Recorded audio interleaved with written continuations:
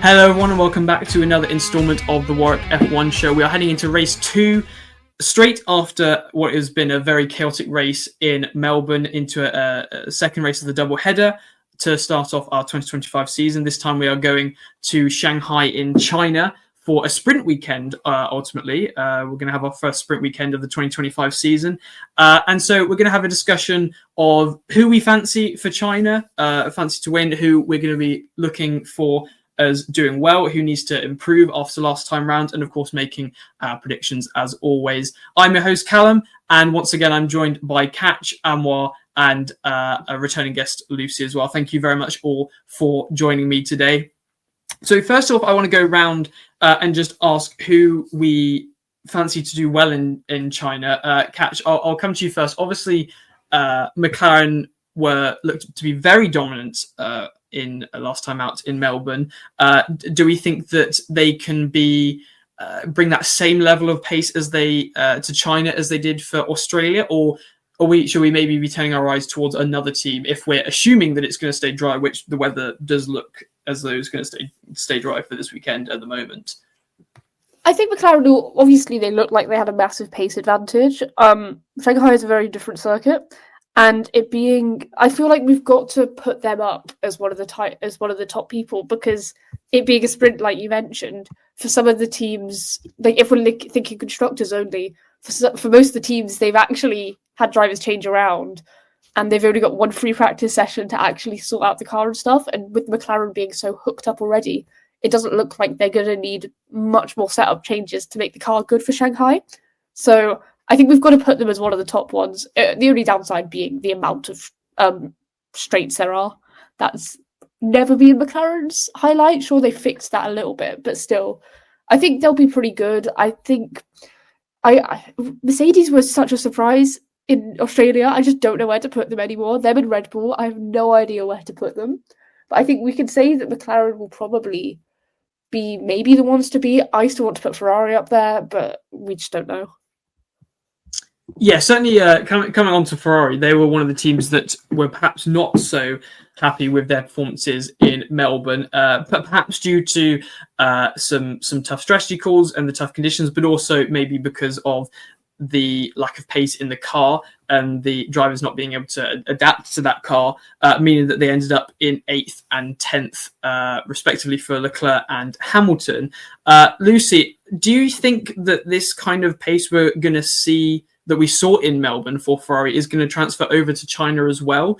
Obviously, it's a difficult one to predict because it was very tough conditions, very variable conditions, but surely you can think that Ferrari are going to want to turn this around as soon as possible. We were all talking before the season started that we thought that they were going to be serious title contenders for McLaren for either the Drivers' Championship, but also for the Constructors' Championship.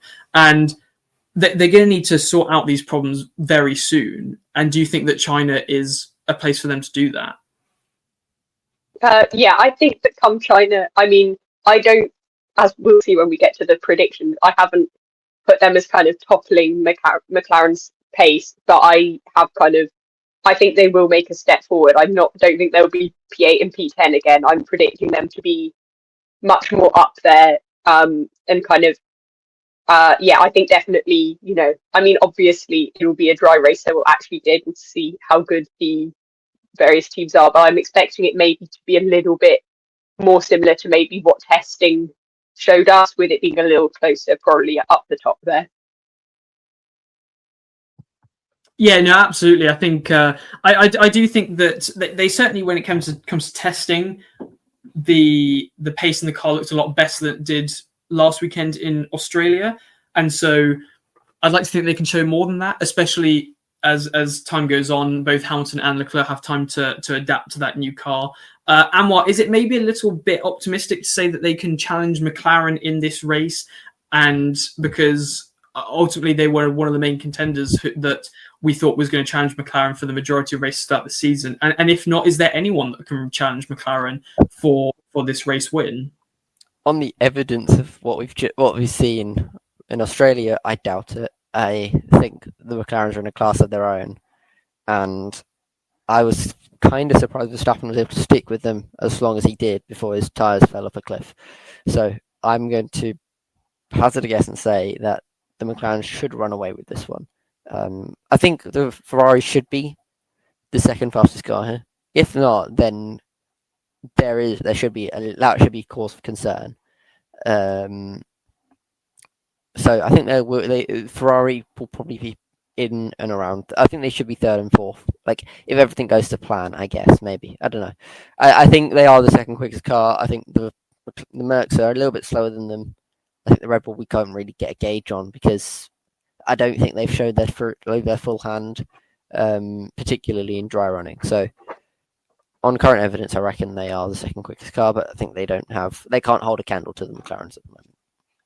You mentioned Red Bull as well, and obviously last time we saw Verstappen being able to do very well in the tough conditions, but also Liam Lawson. We should mention that obviously he did crash out in the race, but before then he was really bogged down. Obviously he had a very poor qualifying, and that meant that he wasn't really getting anywhere for the race. Can we expect, I suppose, Lawson to look a bit sharper for this race? Now it's in conditions that he's more aware of. Surely he's not going to go out in Q1, but he needs to maybe start getting up there if Red Bull are going to actually be in this fight, because one of the main things I think we were saying for McLaren is that they have two drivers, so they have the advantage. They have Piastri and Norris fighting up there with Verstappen, a two-on-one battle in a way. And so, yeah, do we think that Lawson can show any potential in this race compared to his lack of performance in Australia? He should be, because I don't think he showed a lot this weekend. I think he was very slow in the race. Like, we've seen cars like the Red Bull in the past whiz through it like a hot knife through butter, but that wasn't the case there. He was behind the Haas's for a while, got past the Haas's, and then made no inroads after that. So there should be expectation on him to do better. In regards to like needing that second driver, I think that's very important, particularly considering they're probably in a battle they're realistically in a constructors' battle with the Mercs and the Ferraris, more so than the McLaren. But both of those teams have drivers who showed up last weekend.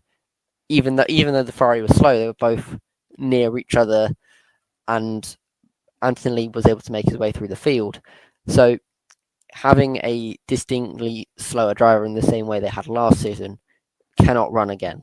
So I hope for his sake he gets it together this weekend, because otherwise there will be a little bit more pressure on him, particularly if Tsunoda continues performing the way he does. We certainly know that Red Bull are very impatient with their drivers, I suppose we should say, in the past, namely Gasly and Albon as well. And so maybe I certain maybe that, or maybe a possibility, I should say, that Lawson is not going to get as much time as Perez did with the performances that Perez was putting in last season.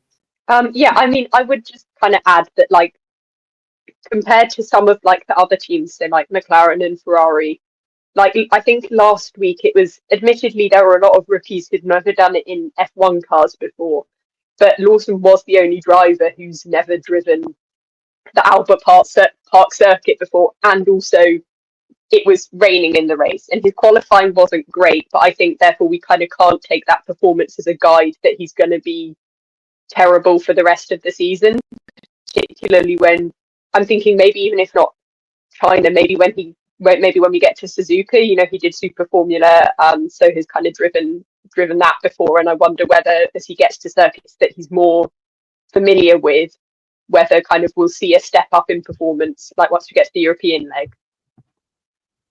It's certainly a very good point to take into account, actually, yes, Lucy, that it wasn't maybe one of his more experienced track, and I think it will be very interesting to see how Lawson compares this weekend compared to last time in Melbourne, because it's completely two different situations. It's a track he's more aware of, it's a track that's in more dry and predictable conditions, and so, yeah, it will certainly be interesting to see how he stacks up against Verstappen and the rest of the field in conditions that we can expect to be more of setting the conditions for and the true pace for the rest of the season.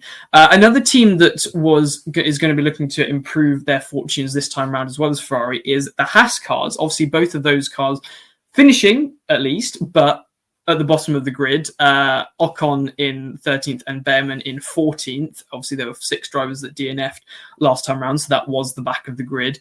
And certainly wasn't the kind of performances that they were looking for after they were, at many times last season, I think the 6th fastest car on the grid, and had certainly made huge leaps and bounds last season compared to where they were previously.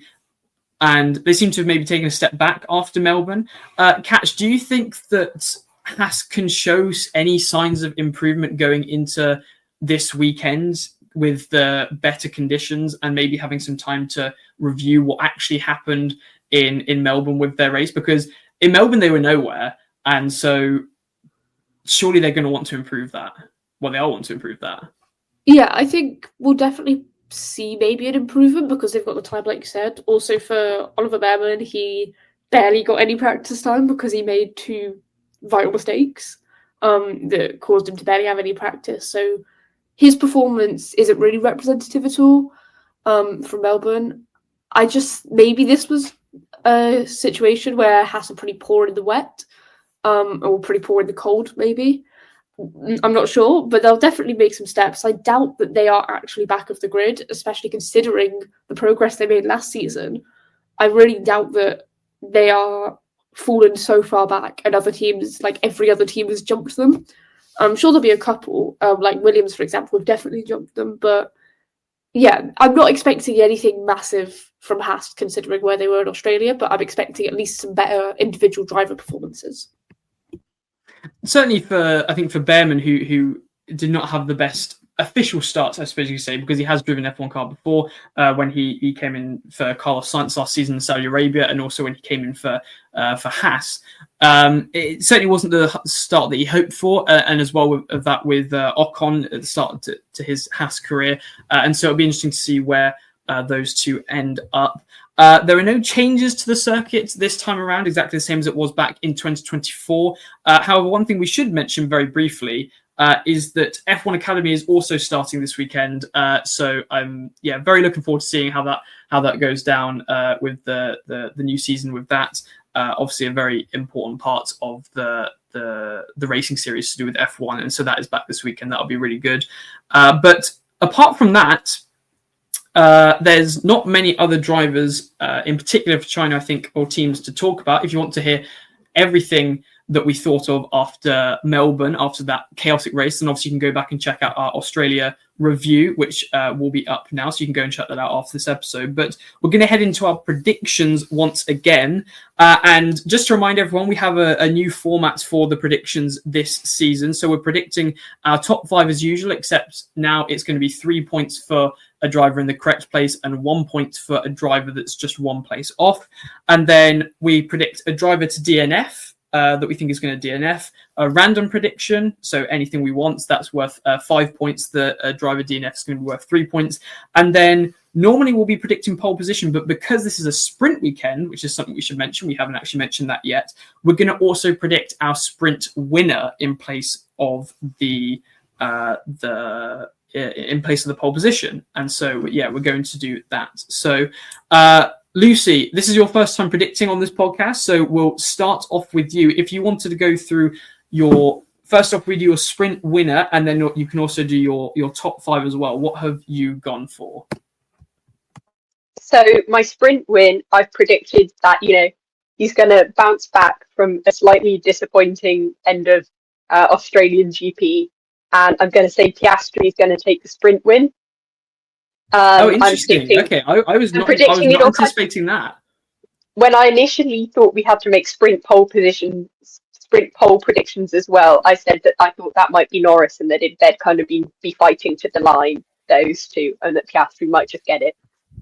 And then for the actual race, I've gone with a McLaren 1-2, but this time with Norris in front. So I'm predicting Norris to take another win and extend his championship lead. And then Piastri in second. I've gone for Leclerc in third. Ferrari are going to have a bit of a bounce back, and then Verstappen in fourth, just off the podium. Again, I think he's a very good driver, and no matter how bad that Red Bull car is, he will be able to drag it into fourth.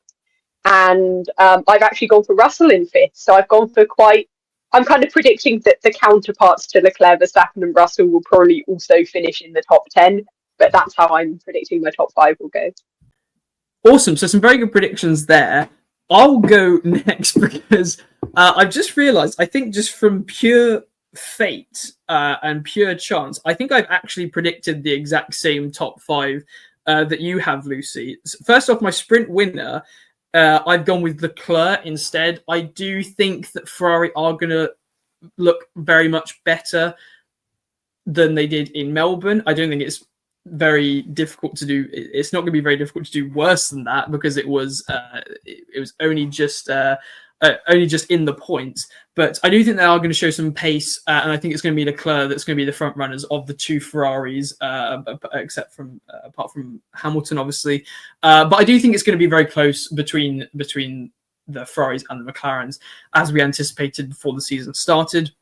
And then, as I mentioned, for my top five, Norris, Piastri, Leclerc, Verstappen, and Russell, which I believe is the exact same one that Lucy has gone for. But I think we'll leave it as it is because I will probably have done different predictions. I hope I haven't done the same random predictions as Lucy as well, because that will be very strange if we've predicted the exact same thing. But yeah, we'll stick with that. And then finally, Anwar, it's you to predict as usual as well.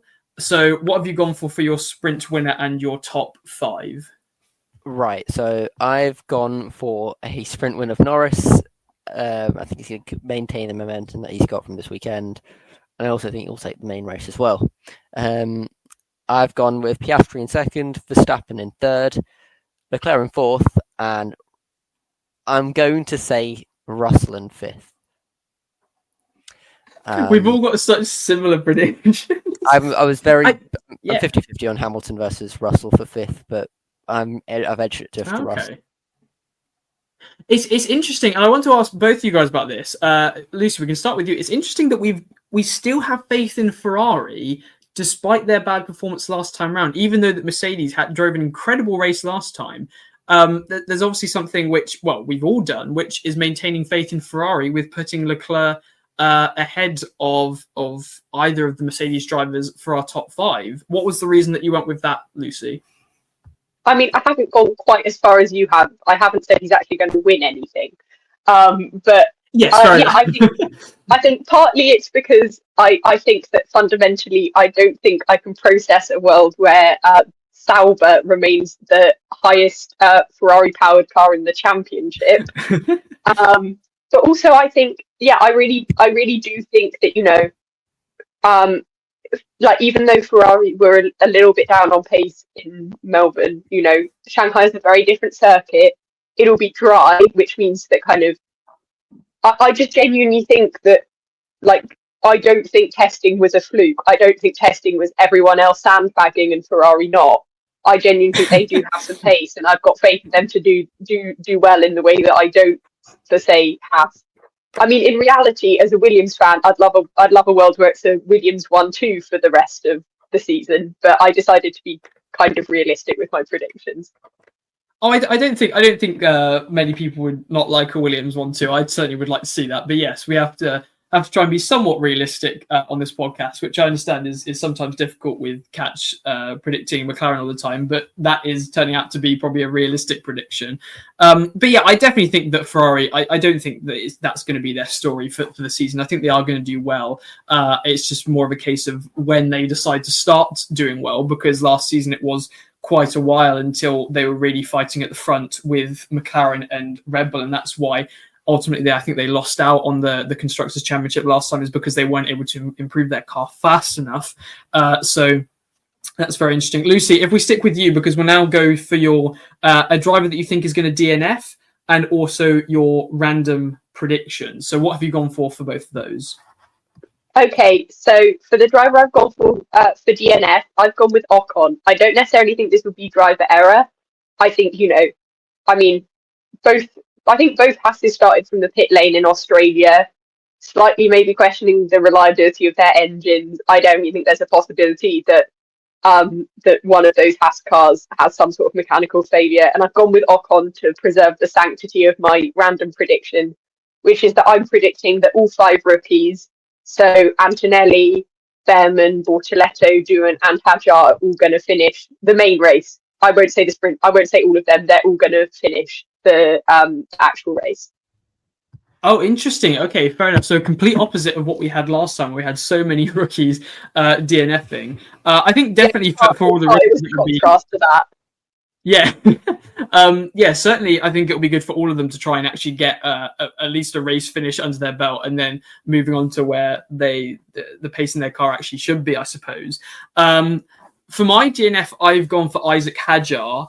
I did feel really sorry for him when he did crash out before the race on the first formation lap in Melbourne, and I do think he might get somewhere, but I really don't have much faith in him at the moment. I just think that he's too inexperienced and also just hasn't really shown much in that car, and also he's in the V car, which isn't. I don't think is maybe the easiest car to get to grips with and doesn't have much pace at all, really. And then my random prediction, actually, again, scarily, a bit along the lines of what Lucy's gone with, but I'm going to go with even wilder. I'm going to go that all 20 drivers finish the race. So no one DNFs, no reliability problems, no crashing out. We're going to have all 20 drivers finishing the race. That's what I'm going to go for. And then finally, we'll finish off with Anwar. What did you go with for your DNF and your random prediction? Right, so my DNF is Oliver Behrman. I think he's had a bit of a rough start to his full F1 career, and I think, unfortunately for him, that's going to continue going into this weekend. And kind of connected to that, I think there will be a first lap collision. So that's my wild prediction. I don't know if that's considered wild enough for you. I don't mind stretching that to a safety car incident in the first lap. If you don't think that's I think that should be. I think that should be fine. I think it's fair to go with that. Yeah, first lap crash is wild enough. Cool. I'll go with that then. Awesome. Perfect. Well, certainly some good predictions there. We've all gone maybe along similar lines. Maybe that's because we just don't know enough information from Melbourne or not. We'll have to see how it goes. And if you want to find out how our predictions get on, then of course we're going to be having a China review after the race is done. That should be a very interesting race to finally find out the true pace of the cars without any sort of tough conditions that we saw in Melbourne. And then obviously next weekend, and after that, we're going to have a preview for our third round, which is going to be Japan. That should also be a really interesting race. So make sure to check out our preview for that, which is going to be the first race of our first triple header of the 2025 season. But that is all from us here in the studio. Thank you very much, Anwar, Lucy, and Katch for joining me today. I have been your host, Callum, and until next time, goodbye.